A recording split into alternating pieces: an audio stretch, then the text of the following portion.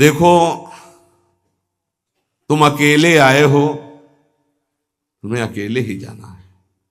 जाग जाओ, कमाई करने आए हो, ये परदेश है तुम्हारा, ये घर नहीं है।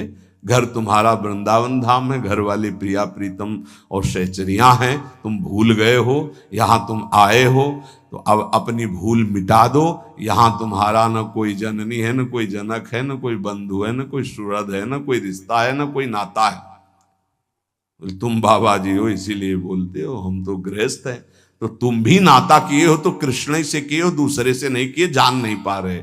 नहीं, उस शरीर से जब कृष्ण अंतर ध्यान हो जाते तो क्यों जला देते हो? रख लो शरीर को। कृष्ण को तो देखा नहीं, जाना नहीं, लेकिन अनजाने में भी श्री कृष्ण से ही प्यार करते हो। कृष्ण आकर्षण जो सबके हृदय में एक पावर रूप से विराजमान परमात्मा तत्व, उसी का आप आदर करते हो। अकेले आए हो, अकेले जाओगे, रात में उठो और खूब भजन करो। रात माने इस मोह निद्रा से उठो और भजन में लगो। भजन करके ही आप इस माया का जो अंधकार है ये विध्वंस कर सकते हो, अन्यथा कुछ का कुछ आपको दिखाई देगा। ठूठ का भूत नजर आएगा, रस्सी में सांप नजर आएगा। ये बहुत बुरा अंधकार छा गया है अंदर। कुछ नहीं है, किसी भी भोग में सुख नहीं है, किसी भी संग्रह में सुख नहीं, पर बुद्धि मलिन है, इसीलिए इसी में लगी। हमारे आराध्य देव की हम पर बहुत कृपा हो गई है। ये जो सत्संग आप सुन रहे हो, मंत्र महिमा, नाम महिमा, ये बड़े बड़े महान रस में डूबे हुए हमारे लिए ये गा रहे हैं। इसलिए पकड़ लो, जो तुम्हें मंत्र मिला है, जो नाम मिला है, इसकी परिपक्व अवस्था तुम्हारे और कृपा से, दोनों से होगी। तुम्हारी कृपा जरूरी है, वैसे सबकी कृपा हो गई है, बस आपकी कृपा बकाया रह गई। आप अपने ऊपर कृपा कर लो, किसी के आशीर्वाद की जरूरत नहीं। आप अपना आशीर्वाद अपने ऊपर कर लीजिए। दूसरे के तो बहुत आशीर्वाद हैं, आपका आशीर्वाद आपको नहीं मिल रहा है, बस इसीलिए आप परेशान हैं। आपका आशीर्वाद, हाँ, अपने ऊपर कृपा कर लीजिए। आप अपने आशीर्वाद से अपना उद्धार कर लीजिए। तो इसको तो तुम वही कर्म करवा रहे हो जिससे नरक प्राप्त हो, औरों के आशीर्वादों की आकांक्षा करते हो, तो नहीं हो पाएगा भाई, नहीं हो पाएगा। देखो, आज कुछ ऐसी हवाएं चल पड़ी हैं, परमार्थ को जानना मुश्किल है। कैसे कैसे कैसे नौटंकी नाटक, मतलब आश्चर्य होता है कि तुम उपदेशक के मंच पर बैठकर ऐसे कैसे बोल सकते हो। अगर बोलने को तुम्हें सौभाग्य मिला है तो जो सुखदेव जी ने बोला है, व्यास भगवान ने बोला है, श्री कृष्णचंद्र जो बोले, वो बात बोलो जिससे वो कान में जाए, समझे ना समझे मंगल होगा। ऐसी वार्ता तो ना बोलो जिससे सत्य मार्ग का अस्तित्व ही लुप्त हो जाए सुनने वाले के हृदय से। आज बहुत संकट में धीरे धीरे हमारे धर्म ग्रंथों का रहस्य पड़ता चला जा रहा है, क्योंकि इनके लिए जो हम मंत्र जाप करके बुद्धि पवित्र होती, सो अर्थ बता सके। नहीं तो केवल मनोरंजन रह गया कि सामने वाला केवल प्रसन्न हो जाए, इसके लिए शास्त्र रचे गए हैं। हमारे सामने तो हमारा काम बन जाए, ये शास्त्र है। शास्त्र का ये स्वरूप नहीं है। तुम्हारी जेब भर जाए जो जन्म जन्म से खाली रही, किससे? नाम से भर जाए। तुम्हारी नाम में रति हो, भगवान में रति हो, तुम्हारा ये जीवन मंगल में सुख में जाए। अगर कहीं अगला जन्म हो तो तुम महाभागवतों के रूप में जन्मो, तुम्हें माया फंसाकर रोन न सके। इसलिए सत्संग है, इसलिए धर्म शास्त्रों की रचना। भगवान को कुछ बोलने की जरूरत थी क्या? जिन्होंने इस माया प्रपंच को रचा, उन्होंने माया मुक्त करने के लिए सूत्र रच दिए। ऐसे चलो तो फंसोगे नहीं, ऐसे चलो, गेम है गेम। ये भगवान ने अपने आप से, अपने आप में खेल रचा है। तुम भी उसी अपने आप में अपने आप को देखो, मुक्त हो जाओगे। अब यहां केवल सामने वस्तुएं रखी हैं, केवल भोग सामग्री, केवल पद प्रतिष्ठा, केवल संसार का अस्तित्व, और ये संसार का अस्तित्व इन सबको मिटाने वाला है, और हम सजाने वाली बात करते हैं। बहुत बहुत अपने कानों को प्रायः बचा करके रखो। जहां सत्य मार्ग की चर्चा मिले तो सुनो, नहीं तो नाम जप करो, एकांत सेवन करो। ऐसी कोई बात मत सुनो जो नाम रूप लीला धाम से आपको विलग कर दे, नहीं तो जीवन की बड़ी भारी हानि हो जाएगी। और उपासक अपने आराध्य देव को सबके दर्शन से बचावे, ये बड़ी गूढ़ बात हम आपको कह रहे हैं। अब जब खुल करके जैसे यहां सेवा हो रही हो बात अलग है, जब उनका आदेश हो जाए, नहीं तो अपने आराध्य देव के दर्शन से, जैसे कहते हैं ना सबकी श्री जी, सबकी श्री जी नहीं है तो हमारी श्री जी है। हम चाहेंगे तो आपको दर्शन करने देंगे, अन्यथा नहीं करने देंगे, इस पे तुम्हारा अधिकार नहीं है। अपनी जो श्री जी हैं इस पे केवल अपना अधिकार है। पूज्यपाद शिवड़िया बाबा जी महाराज, परमात्मा सर्वव्यापी सबकी वस्तु है पक्का, पर प्यारे लाड़िले प्रभु अपनी वस्तु हैं। जो हमारी पूजा में विराजमान, हम छूने दें ना छूने दें, पूजा करने दें ना करने दें, दर्शन करने दें ना करने दें, इसमें मेरा पूर्ण अधिकार है। ये सबकी वस्तु नहीं है, ये सिर्फ हमारे हैं। जैसे पृथ्वी पर सबका अधिकार है, लेकिन उस पृथ्वी में हमने मकान बना लिया, अब मेरा अधिकार घुसने दे ना घुसने दे, आने दे अंदर ना आने दे। पृथ्वी पर सबका अधिकार, परमात्मा पर सबका अधिकार है, लेकिन जो हमने प्रभु की सेवा विराजमान की, इस पर सिर्फ मेरा अधिकार है। हम चाहें तो तुम छू लो, हम चाहें तो तुम देख लो, नहीं पर्दा लगा देंगे। ये तुम नहीं कह सकते कि खोलो श्री जी सबकी है, नहीं, सबकी श्री जी ढूंढो जाके, ये हमारी पर्सनल श्री जी है, ये हमारे पर्सनल ठाकुर है। जैसे पृथ्वी सबकी, मकान हमारा, जितने में हमारा मकान बन गया है, इसके अंदर आने दे तो हम आने दे, ना आने दे तो ना आने दे। इसलिए उपासक जब तक भगवदाकार वृत्ति ना हो जाए, अपने आराध्य भगवदाकार वृत्ति की अपने आराध्य देव अपने से बात करने लगे, तब तक अपने आराध्य देव को प्रदर्शन ना बनावे। कोकिल साईं कभी किसी को दर्शन नहीं करने देते थे। जब कोई विशेष प्रेमी महाभागवत तब ले जाते थे, वो ये कहते थे कि हमारे लाडली लाल से कुछ कह मत देना, कुछ कहना नहीं तो हम दर्शन करा देंगे। क्या मतलब? वो मूर्ति समझ रहे हैं, देखो जरा, वो खेल रहे हैं, तुम कुछ बोल दोगे वो तुम्हारी तरफ आकर्षित हो जाएंगे, परस्पर उनके खेल में कुछ बोलोगे नहीं, बस चुपचाप दर्शन कर लो। तो वो महाभागवतों से अन्य का तो प्रवेश ही नहीं था। इसका कुछ रहस्य है। अपने ठाकुर जी को प्रदर्शन न बनाए, अपनी सेवा को प्रदर्शन न बनाए, अपने भजन को प्रदर्शन न बनाए।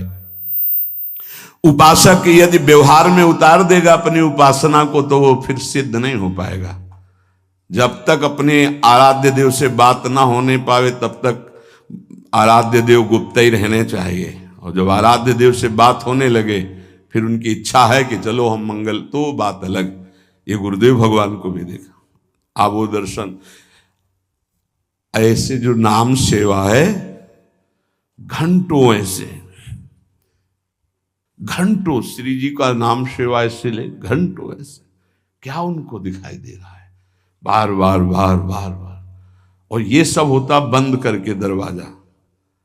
कभी सेवा प्रकट, वो तो सेवा में थे इसलिए दर्शन नहीं किसी का। और देखो आज वही प्रगट में सेवा हो रही है, प्रगट में सबको खुला। ये साधक को ये सावधानी है, कुछ गूढ़ राशि, इसलिए महापुरुष जन कह रहे हैं उसमें क्यों में ना करके अपनी भावना को पुष्ट करना चाहिए।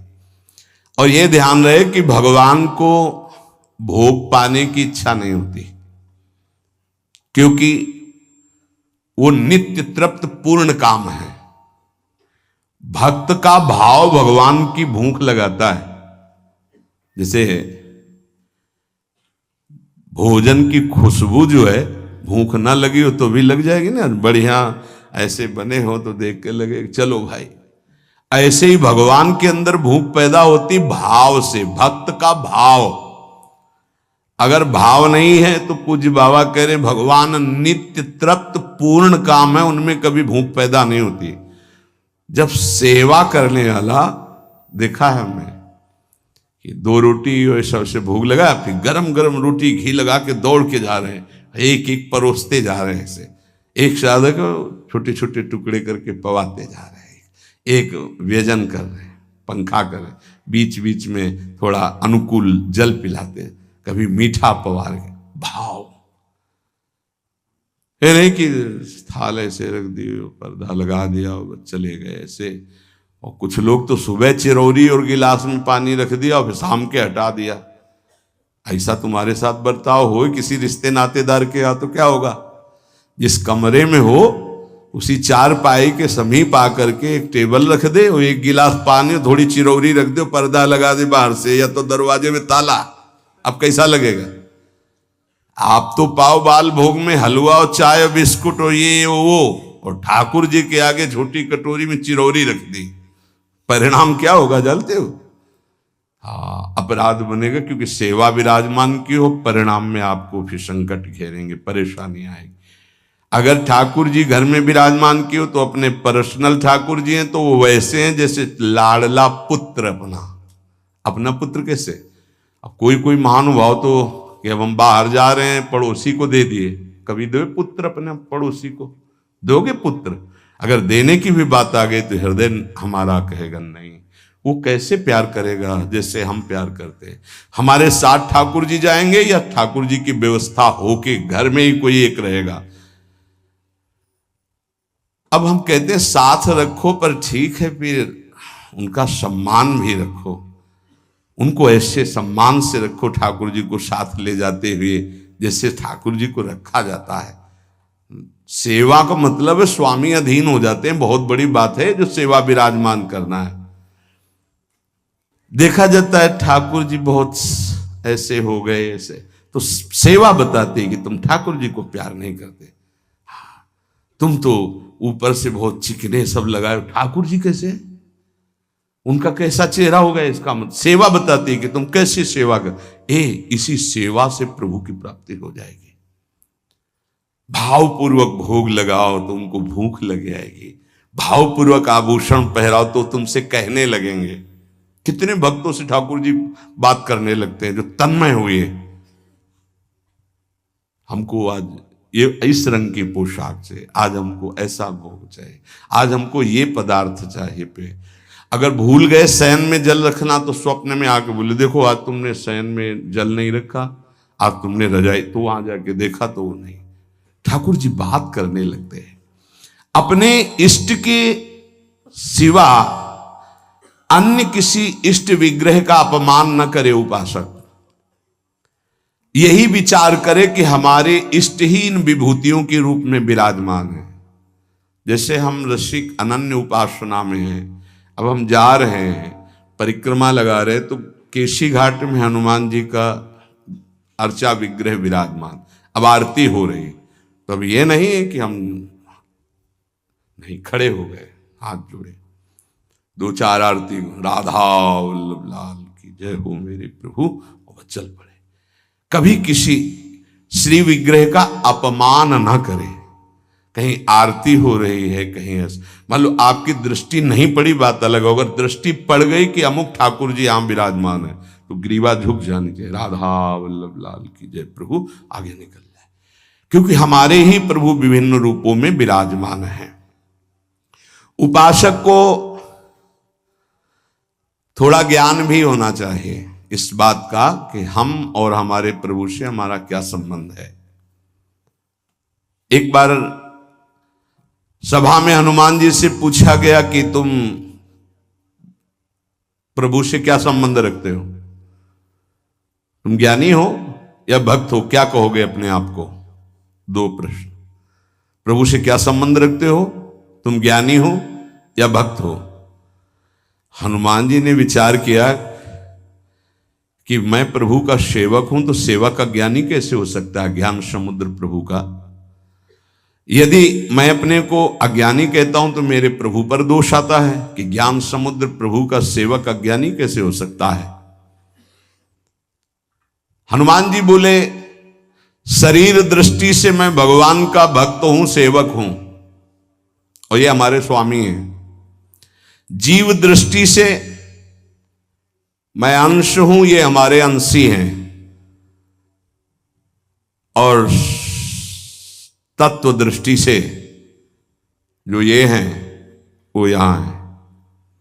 इतना ज्ञान गुरुदेव भगवान आरती ऐसे कर रहे थे, पूछा प्रभु इधर आरती, वो तो समझे में आ रहा था पर श्रीमुख से सुनना, तो उनका जो सिंहासन में विराजमान है वो यहां भी विराजमान। ऐसे जानना कठिन है भाव का विषय। भक्त को साधनावस्था में भले परिचय नहीं मिले, लेकिन सिद्धावस्था में परिचय मिल जाता है कि जो मंदिर में विराजमान वही यहां विराजमान है। अब कोई भेद नहीं रह गया। उपासक को चलते फिरते, उठते बैठते, खाते पीते हर समय जब अपने इष्ट की स्मृति में रहेगा तब इष्टाकार वृत्ति होती है। और इष्टाकार वृत्ति जीव ही हुई तो भूत भविष्य वर्तमान तीनों काल का ज्ञान हो जाता है उसे। क्या हुआ है, क्या हो रहा है, क्या होगा, इष्टाकार वृत्ति होती है। किसका? जगत का नहीं। जगत का चिंतन तो कब छूट गया, अपने इष्ट का। पूर्व में क्या लीलाएं हुई, वर्तमान में क्या हो रही, आगे क्या होने वाली है, ये ज्ञान प्राप्त हो जाता है। जहां कृष्णाकार भगवदाकार इष्टाकार वृत्ति हुई फिर उसके लिए कुछ दुर्लभ नहीं रहता। सब ज्ञान, सब रहस्य, सब प्रेम, साक्षात्कार, सब कुछ, लीला दर्शन, सब। खास बात है इष्टाकार वृत्ति। वो कैसे होती?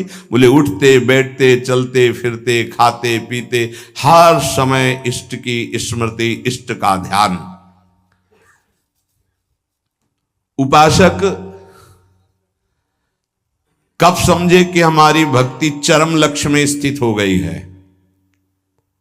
बोले जब केवल प्रेम ही प्रेम की मांग रह जाए, दुख सुख मान अपमान इनकी कोई भान वृत्ति न रह जाए, और केवल प्रेम ही प्रेम, प्रेम में प्रेम की चाह, तब समझे भक्ति का चरम लक्ष्य जागृत हो चुका है।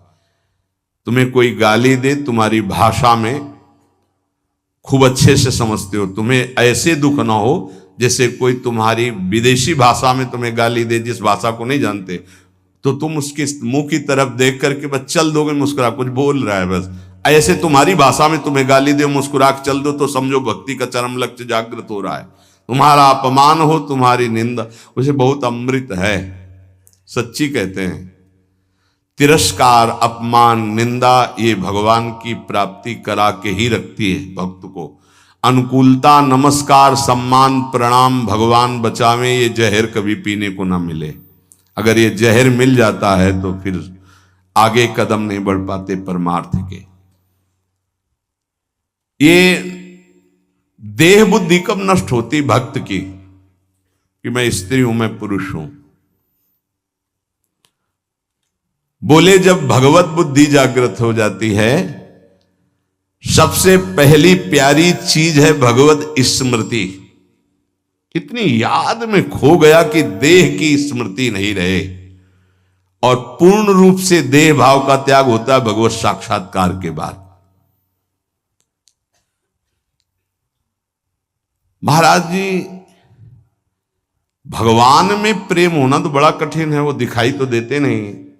मान लो दिखाई दे तो ज्यादा जल्दी प्रेम हो जाए, अब देखा तो है नहीं तो कैसे प्रेम करें? उनके नाम से,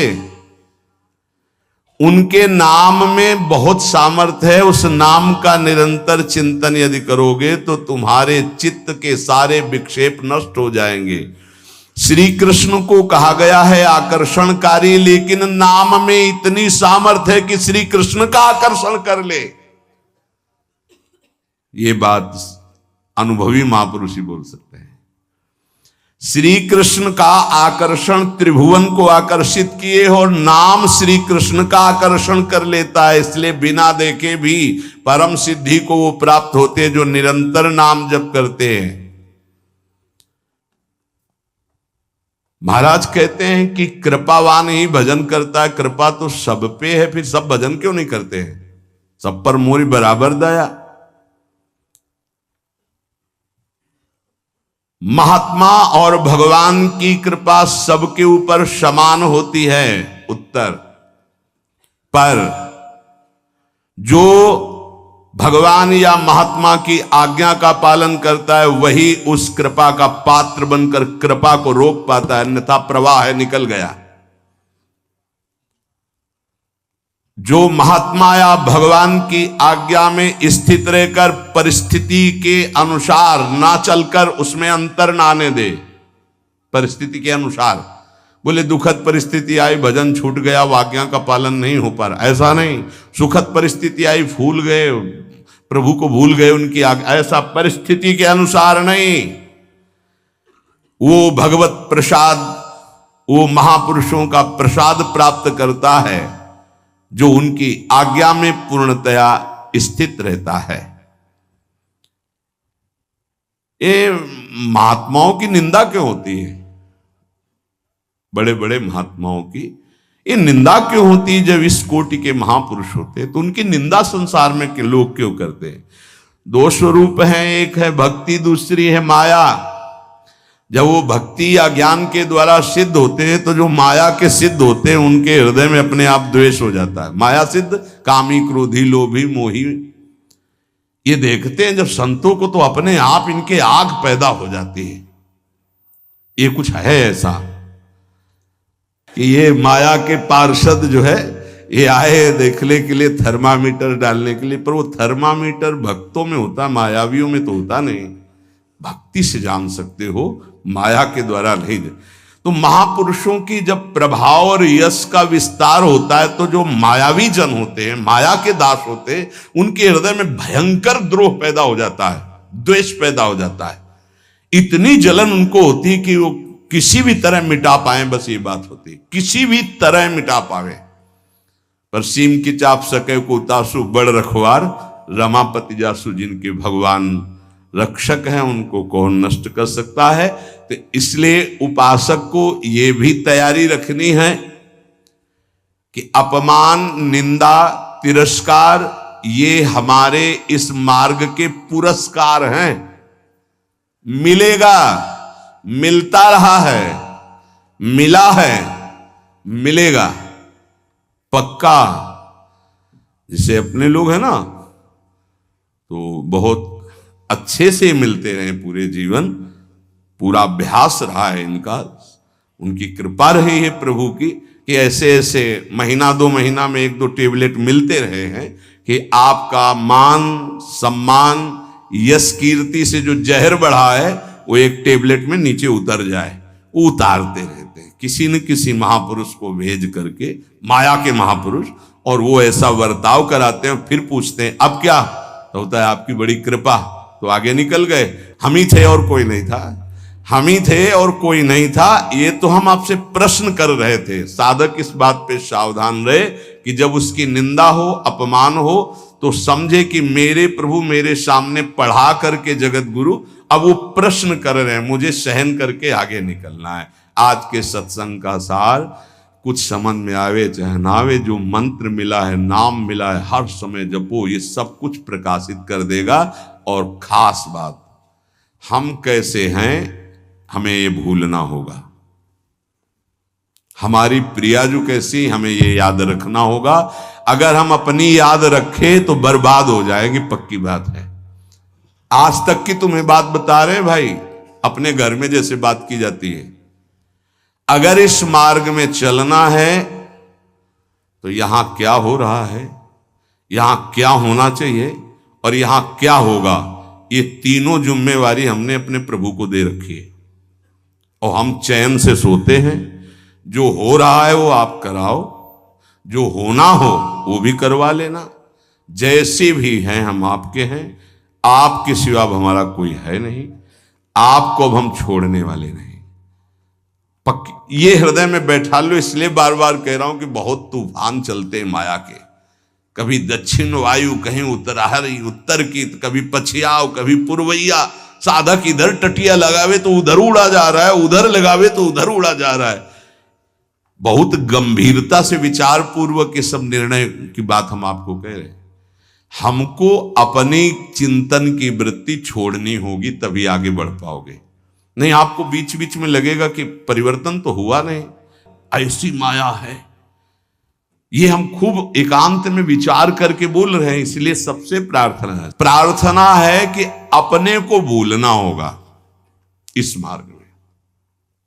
अपने भक्ति मार्ग की बात कर रहा हूं। हमारे आराध्य देव का स्वभाव कैसा है, उनका प्रभाव कैसा है, वो कितने करुणा में, ये याद रखना है।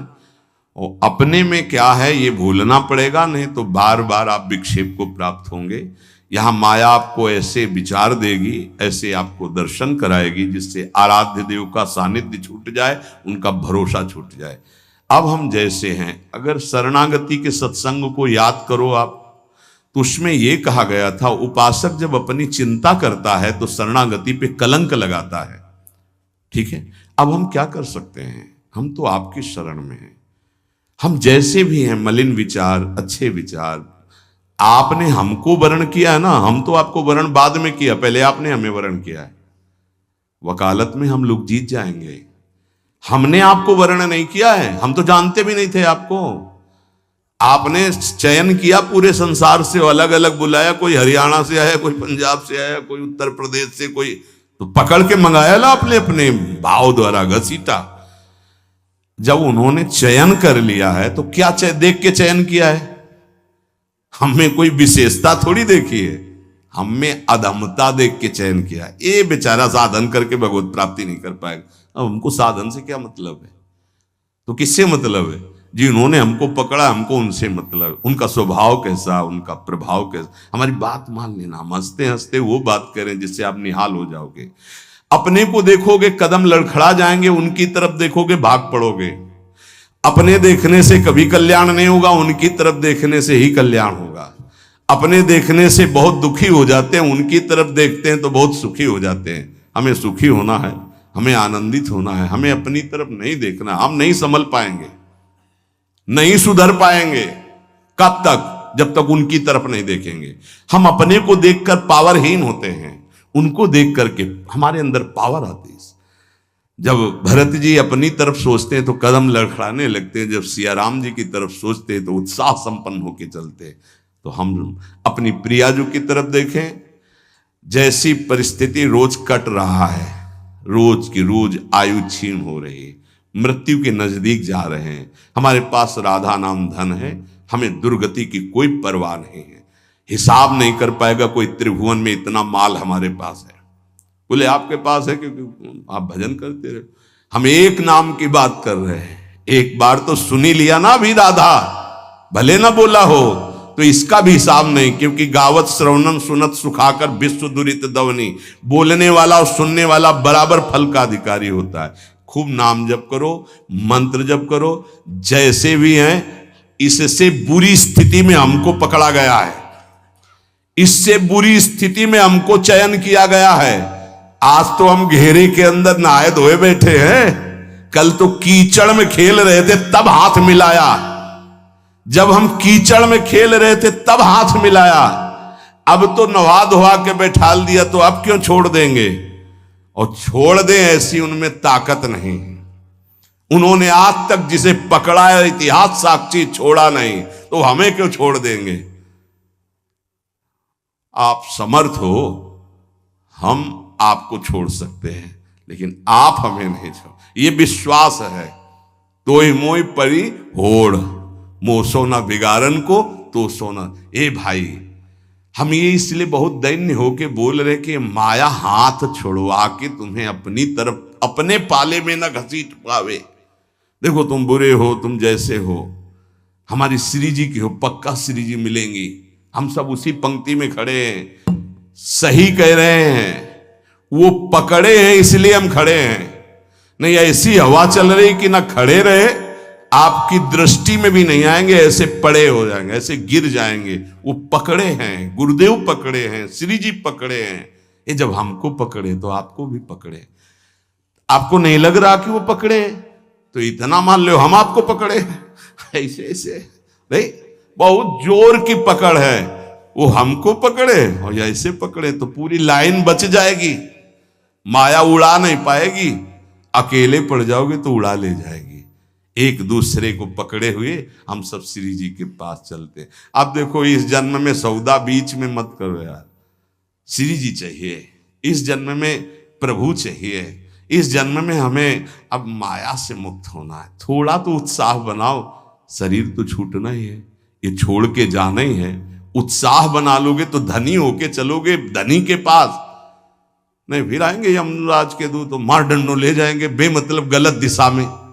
इसलिए हमारा कोई अन्य योनि न मिले, अगर हमें जन्म मिले तो मनुष्य जन्म मिले।